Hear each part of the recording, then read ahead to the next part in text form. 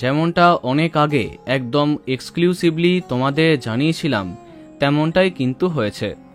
অবশেষে অনেক অপেক্ষার পরে সামনে এলো জি বাংলার আপকামিং ধারাবাহিকের প্রথম প্রোমো।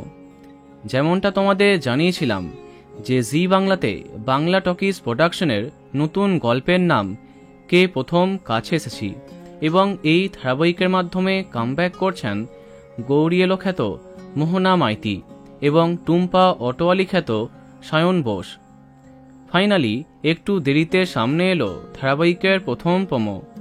আসছে নতুন ধারাবাহিক কে প্রথম কাছে এসেছি।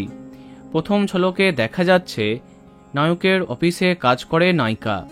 তিনি একজন সিঙ্গেল মাদার, মেয়েকে একাই বড় করছেন। কারো সাহায্য নিতে তিনি চান না, কিন্তু একদিন বৃষ্টিতে তাদের বাড়ি পৌঁছে দিতে চায় গল্পের নায়ক। প্রথমে নায়িকা রাজি না হলেও মেয়ের জন্য তাকে সাহায্য নিতে হয়।